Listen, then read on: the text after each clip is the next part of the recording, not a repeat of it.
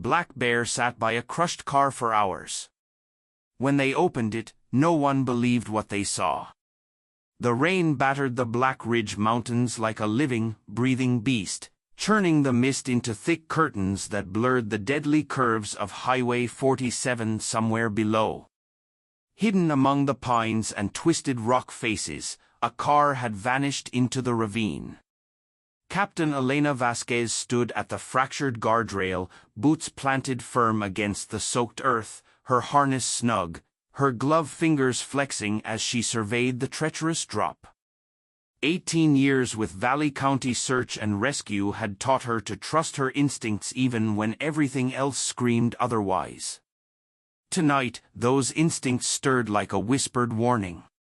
Her team clustered nearby, their gear gleaming wet under the sporadic flashes of lightning. Deputy Commissioner Marshall, clipboard in hand, barked orders, his voice sharp against the roar of the storm. Southern Quadrant first, stick to the grid. Models show highest probability there. Elena nodded, but her attention snagged on a ripple of movement at the tree line. A shape emerged from the pines, a young black bear, perhaps 2 years old, its coat sleek and rain-darkened, its nose twitching at the saturated air. Shadow, locals called it, for its rare, fleeting appearances along the valley ridges, always seen but never caught, like a ghost stitched into the wilderness. The team tensed, hands shifting uneasily toward radios, some even hovering near sidearms, but Elena lifted her hand in a quiet command for stillness. "Hold steady," she said lowly. Something about the bear's presence held gravity. Memory flashed unbidden in her mind, a spring morning 4 years ago, the desperate cry of a cub trapped in a poacher's snare, her bloodied hands working frantic against the biting steel, the soft trembling bundle she had freed and watched stagger into the woods. Could it be the same bear, grown now into this silent sentinel standing no more than 20 meters away? Shadow's nose lifted to the east, toward the thickest part of the ravine, where no human model predicted the wreckage to be. Marshall scoffed, "We're not basing our search on wildlife behavior protocol." Captain Elena clenched her jaw but said nothing. The models had their place, but nature's instincts had their own rules, rules honed by survival, by blood, by the cries the human ear couldn't hear. She hesitated only a moment longer, then, making a decision, she pulled Rivera and Martinez aside. "Stick to the quadrant, report any signs. I'm moving east to observe." She handed off her primary radio and, with a final glance at Marshall's disapproving glare, slipped into the drenched underbrush, trailing the bear that moved with purpose deeper into the shadows. Mud sucked at her boots with every step, branches clawed at her rain gear, the storm around her was a living, screaming thing. But Elena pushed forward. Shadow never veered far ahead, pausing sometimes, casting backward glances as if ensuring she still followed. Time became fluid, an endless series of slick rocks, sinking pine needles, and the rhythmic pounding of her heart, then a huff, deep and sharp, punched through the storm's howl. Elena stumbled to a stop, her flashlight cutting through a dense wall of dripping ferns, and there, cradled between 2 splintered trees, lay a wreck, metal twisted grotesquely, windows shattered to a spiderweb of shards, the front end of the vehicle, what once was a Honda Civic, crushed almost beyond recognition. The car had tumbled far beyond the designated search grids. Had she obeyed orders, the occupants might have lain undiscovered for hours more, perhaps too late. Elena took base. She breathed into her backup radio, steady despite the adrenaline surging through her veins. Vehicle located, approximately 800 meters east of Grid Charlie. Request immediate medical and extraction. Lights bobbed through the trees minutes later as her team arrived hauling hydraulic spreaders and extraction gear. One look at the wreck silenced even Marshall. It was a miracle anything could have survived. As the team set to work, Elena kept one eye on Shadow, who lingered at the edge of the clearing, a black shape against the gray downpour. The bear watched but did not approach. It didn't have to. Inside the car, through the cracked and splintered glass, Medically spotted the battered shell of a car seat. "We have a survivor," he called, toddler female, around 18 to 24 months. With painstaking precision, they peeled back the crumpled door frame. Elena reached in carefully, her fingers brushing against a tear-streaked cheek, a tiny hand clutching something fiercely, a gray stuffed elephant, sodden but intact. "It's okay," she murmured, her voice breaking into a smile she didn't even know she had left. "We've got you, little one." The child, Emma, as they later learned, blinked up at her, dazed but breathing, her damp hair plastered to her forehead. She whimpered once, a thin cry, almost lost to the storm, and clung tighter to her toy. Elena wrapped her in a thermal blanket and passed her gently into the waiting arms of the medics, heart aching at the fragility, the stubborn spark of life that refused to go out. Yet, even in their flurry of relief, a second blow struck. Vehicle records indicated 2 children, an infant boy, 3 months old, was unaccounted for. Panic prickled the team. They fanned out under Marshall's sharp commands, scouring the immediate wreckage but found nothing, no second seat, no small bundle trapped inside. Still, Shadow stood restless now, head tilted northeastward, body vibrating with tension.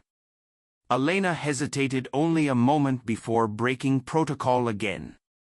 Wordlessly, she followed up a narrow incline slick with moss and rain around a jagged outcropping where the storm clawed at the exposed cliff face. Shadow stopped before a shelf of rock overhanging a dark hollow.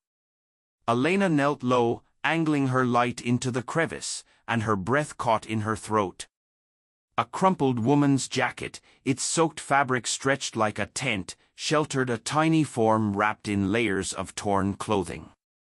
A baby's soft, raspy breath steamed faintly in the cold air. "Infant male located alive," Elena's voice cracked over the radio, cutting through the static.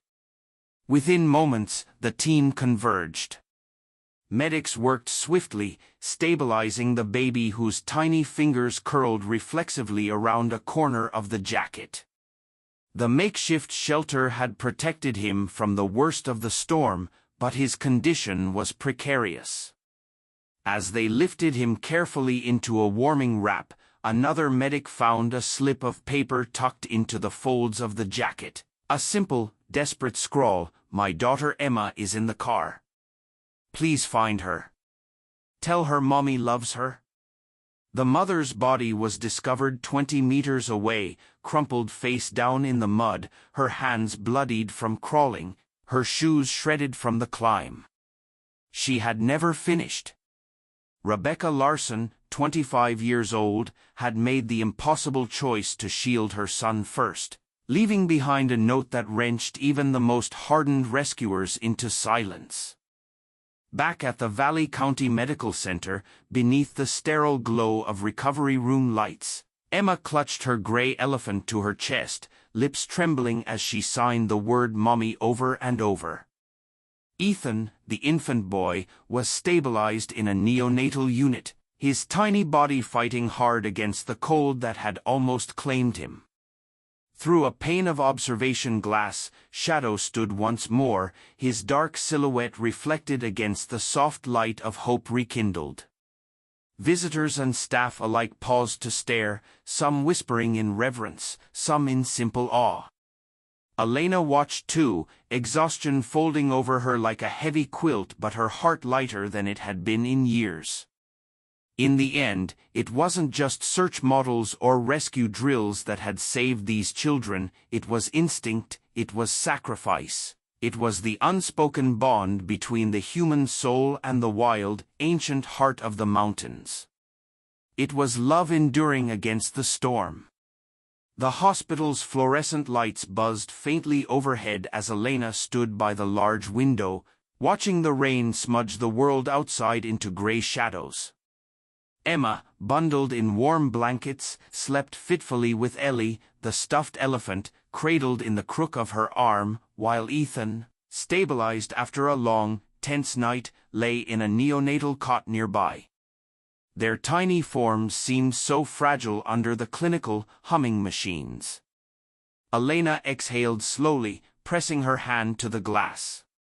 Behind her, doctors murmured in low voices, nurses shuffled past with clipped steps, and at the edge of the parking lot, half shrouded by mist, the black figure of Shadow lingered like a spirit bound to the fate of the two children he had refused to leave behind.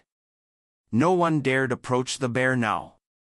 Word of his involvement had spread through the hospital like wildfire, painting him less as a threat and more as a protector, an untamed guardian watching over a tragedy that had barely skirted a cruel ending.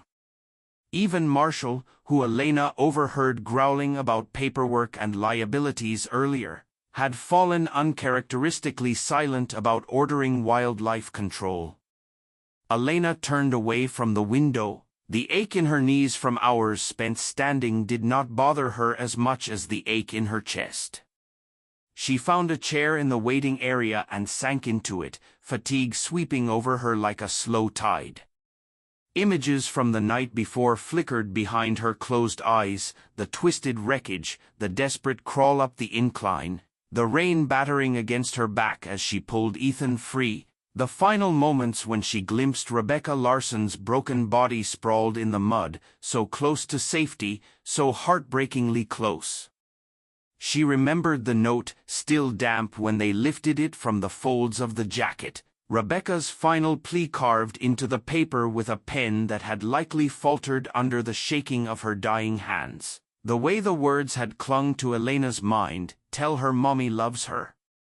It was not just a plea for help, it was a message of hope, a tether to pull two small souls back into the light. Elena rubbed her face, willing herself not to drift into that dangerous place where grief turned into helplessness. She had long ago made peace with the fact that she couldn't save everyone, but tonight had been different. Tonight, instinct and wildness, stubbornness and compassion had woven together to rescue a family from oblivion. A soft murmur broke the stillness. Elena blinked her eyes open to find Emma stirring, her small body shifting beneath the hospital blankets. She whimpered once, clutching Ellie tighter, her lips forming shapes without sound. Elena rose quietly and moved to the bedside, careful not to frighten her. Emma's eyes opened wide and glassy with confusion, and for a moment she looked around in a panic until her gaze locked onto Elena's. Elena crouched down, bringing herself level with the toddler's line of sight. "Hey, little brave one," she said softly, voice catching in her throat. "You're safe now." Emma blinked, her lower lip trembling. She lifted Ellie up as if offering her a silent, desperate gesture of trust. Elena reached out gently and touched the battered stuffed elephant's soft ear, feeling the dampness still lingering from the storm. "Ellie's okay too," she whispered. Emma's small hand reached out, then touched Elena's face, tentative and searching. A nurse approached with a clipboard but paused, seeing the fragile connection between rescuer and child. She nodded once at Elena, mouthing that the grandparents had been contacted and were en route. Relief and new tension nodded in Elena's chest, strangers to the girl now thrust into the roles of family, trying to stitch together what little remained after so much loss. Hours slid by, the storm gradually lessening into a steady drizzle, the dark lifting reluctantly into a gray, tired dawn. Elena never left Emma's side, nor did Shadow, still a dark sentinel beyond the glass, pacing slowly, circling a small perimeter in the parking lot. His presence was almost ritualistic. Some of the staff had begun leaving small offerings near the edge of the lot, scraps of bread, pieces of fruit, silent acknowledgments of the part he had played. Elena found herself wondering again about that day in the woods 4 years ago. The cub snarling in terror at the trap cutting into its leg, her trembling hands working the release mechanism open. The moment their eyes met, and something passed between them, something neither human nor animal but rooted in something deeper, older perhaps. It had been foolish to think the wild could ever truly forget or repay, and yet here stood proof that it could remember. Late in the morning, a flurry of motion announced the arrival of the Larson grandparents. A woman with iron-gray hair and fierce, tear-bright eyes rushed into the room, followed by a man whose weathered face broke into raw anguish the moment he saw the small pale children. Elena stepped aside, giving them space, heart-wrung as Emma hesitated before letting herself be gathered into her grandmother's trembling arms. The old woman murmured soothing nonsense sounds, clutching the child as if afraid she would vanish. Ethan, still in his cot, stirred and whimpered until the grandfather leaned down and gently gathered him up, holding the tiny bundle close to his chest. "You're safe now," he whispered thickly, voice cracking. The reunion was bittersweet, a healing wound that would always ache. Elena stayed back, unnoticed, content to be the silent thread weaving the past and future together. Through the large window, she caught a final glimpse of Shadow. The bear stood still now, nose lifted slightly as if testing the air, his body a living monument to the bond forged in pain and survival. Then, as though sensing his part was done, he turned silently and disappeared back into the mist-wrapped forest, leaving behind only the memory of his presence and the undeniable truth that sometimes salvation came from the most unexpected places. A few days later, after all the reports were filed and the official commendations handed out, Elena returned to the ravine. She stood once again at the crumbled guardrail, staring down into the abyss where rain still trickled in thin silver streams down the rocks. It was peaceful now, deceptively so.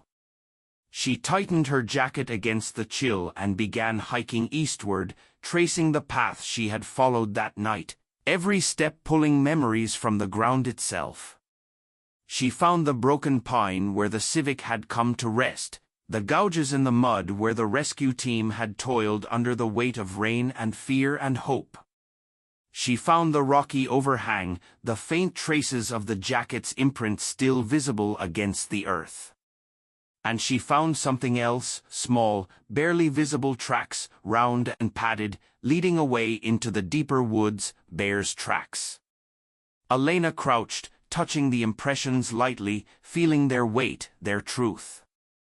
She smiled a deep, tired smile that reached all the corners of her heart. In this broken, battered world, sometimes grace wore strange, wild faces. Sometimes heroes had claws and dark, gleaming fur. She stood, brushing mud from her hands, and turned back toward the trail. The mountains loomed above her, silent and ancient witnesses to all the small, stubborn miracles still clawing their way into the world. As she walked, the breeze stirred the pines, and for just a moment she thought she heard it, a low huff carried by the wind, a farewell from the shadow that had once again slipped into legend. The season shifted slowly over Valley County, trading the bruised skies and relentless rain for crisp, golden mornings and the first fragile touches of frost along the riverbanks. Yet even as the landscape softened into autumn, the story of the Devil's Spine rescue lingered in the town's bloodstream like a shared memory whispered between the grocery aisles, retold at late-night diners over steaming cups of coffee, passed from neighbor to neighbor like a prayer. Elena Vasquez, though never one for attention, found herself drawn into the quiet orbit of the Larson family's healing. She visited Emma and Ethan often at the Valley County Medical Center, bringing small offerings, a knitted hat for Ethan, A set of watercolor pencils for Emma, who had taken to drawing with fierce, scribbled passion on the backs of hospital forms. Emma had not spoken since the accident, but her tiny hands flew across paper, weaving a world filled with bright colors and shapes that made the nurses smile through their tears. Bears figured prominently in her pictures, large, dark, benevolent creatures standing guard beside trees, rivers, and sometimes tiny houses with smoke curling up into the sky. Elena kept her visits short, careful not to overstay or intrude. But each time Emma saw her, the child's face lit with a spark of recognition and comfort that needed no words. One afternoon, as leaves drifted lazily past the hospital windows, Elena found herself standing in the hospital garden watching Emma totter across the stone path with her grandmother close behind. The girl carried Ellie the elephant in one hand and a stuffed bear in the other, a gift from one of the nurses who said it was to remember her brave friend. Elena smiled to herself, remembering the real Shadow, how he had seemed to pulse with life and intention that night, a creature born of myth stepping into reality when it was needed most. Emma stumbled slightly, catching herself, and turned to look back at Elena with a grin that for the first time cracked through the solemn barrier that had wrapped the child like a shell. Elena raised her hand in a wave, and Emma mirrored it shyly before skipping forward, her grandmother's laughter floating warm through the cool air. Later that evening, Elena sat at her kitchen table, the wood worn smooth under her elbows. The room was filled with the faint smell of pine from the fire crackling in the hearth. The house was too big for her now, its silence once a refuge after long shifts, but lately feeling heavy, expectant. She stared out the window into the darkness beyond her backyard, where the forest pressed close, a living wall of mystery. Somewhere out there, Shadow roamed free, his path unknowable, his loyalty to the wild still intact.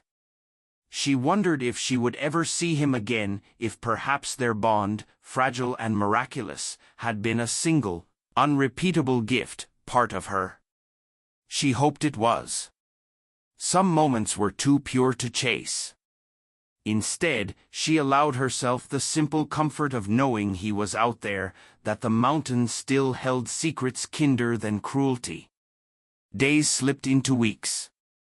Emma and Ethan were eventually released into the care of their grandparents, who had moved into a small cottage closer to town to start a new life together. Elena helped quietly behind the scenes, coordinating with local charities and rescue groups to furnish the little house with warmth. A sturdy crib for Ethan, colorful rugs for Emma, a set of storybooks that filled the living room shelves with hope. One crisp morning, as Elena delivered a new set of winter jackets to the cottage, she found Emma waiting for her at the door, Ellie tucked under one arm and the stuffed bear under the other. Without a word, the girl stepped forward and pressed something into Elena's hand, a folded piece of thick drawing paper, crinkled at the edges. Elena knelt down, unfolding it carefully. The picture showed a dark bear standing beside a tall figure in a bright yellow jacket.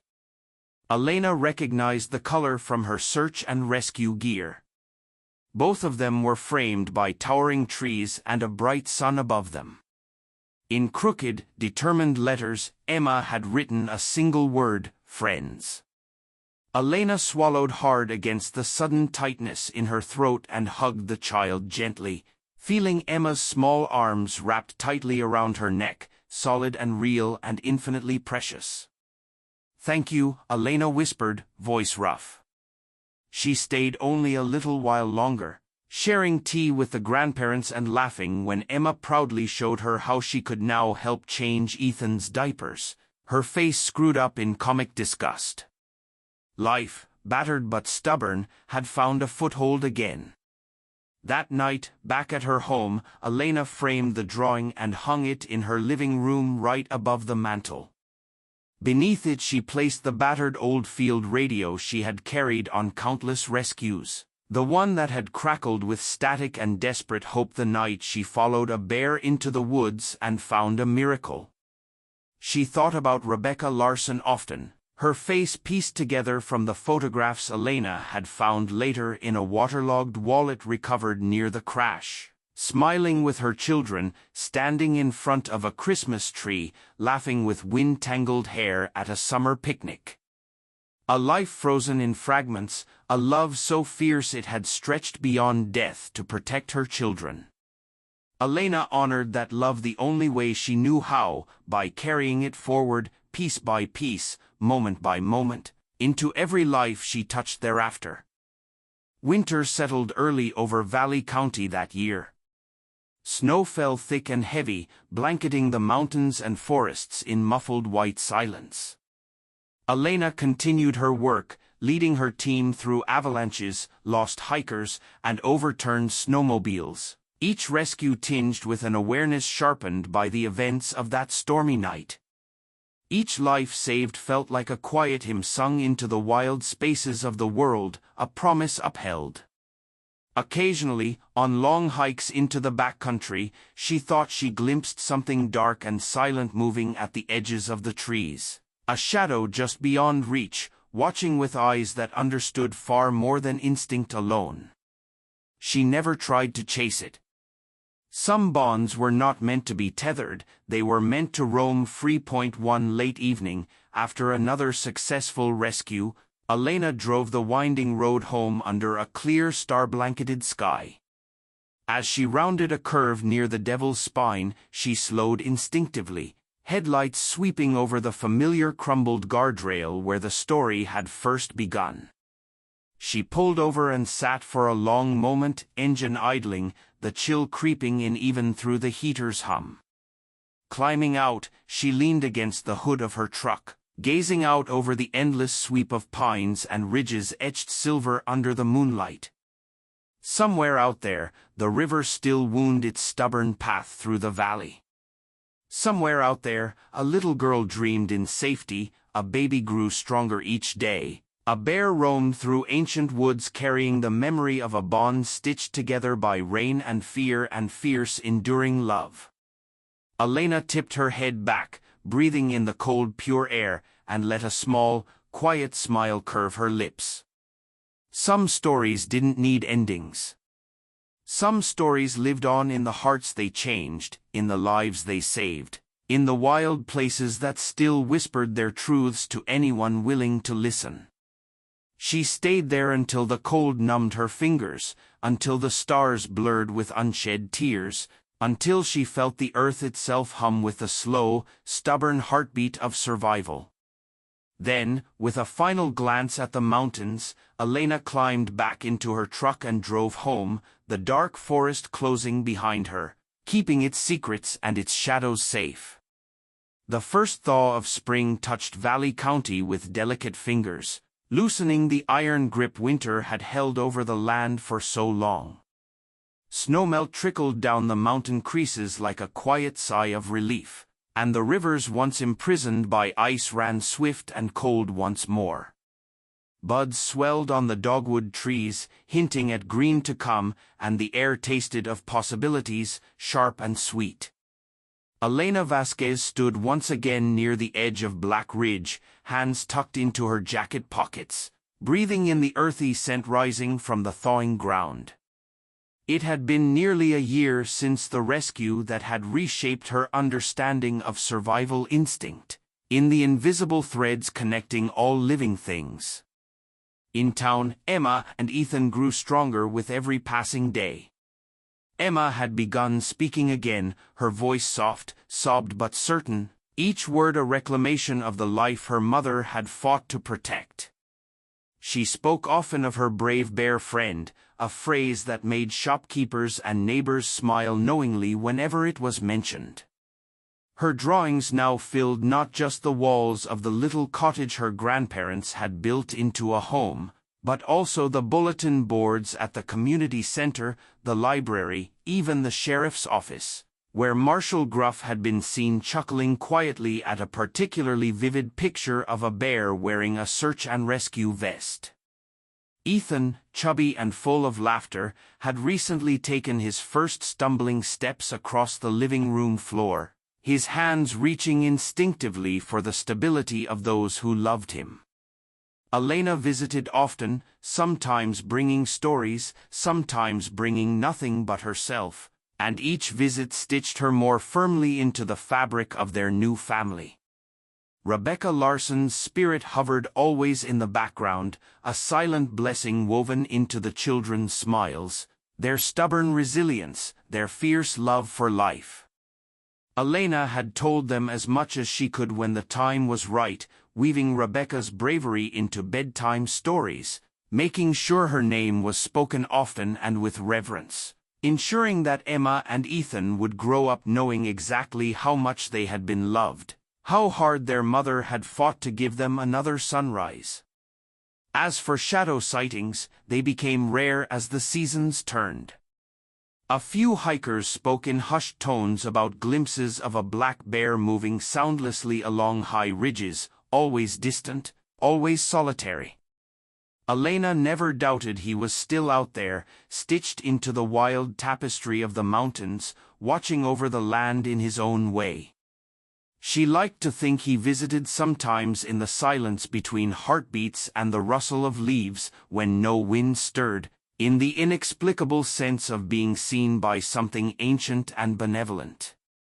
She wore a small silver pendant around her neck now, a simple bear paw print carved into it, a gift from Emma, clumsily wrapped in tissue paper and presented with solemn pride one rainy afternoon. Elena had touched this child's cheek and promised to wear it always, and she did, letting it rest against her heart where it belonged.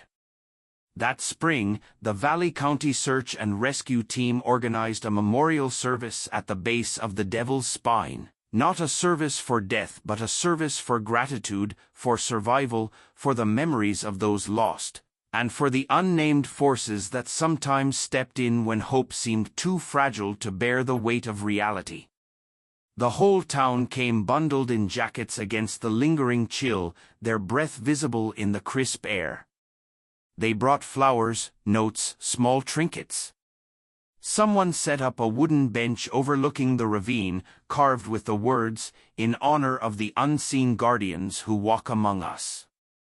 Elena stood near the edge, hand resting lightly on the bench's back, listening as the town mayor spoke, as Marshall read the official commendations for the rescue team, as the grandparents of Emma and Ethan thanked the community with trembling voices. Emma clutched Elena's hand throughout the ceremony, her small fingers warm and insistent. When it came time for open remarks, Elena did not intend to speak. She hated speeches, hated the way words sometimes crumbled into dust under the weight of true feeling.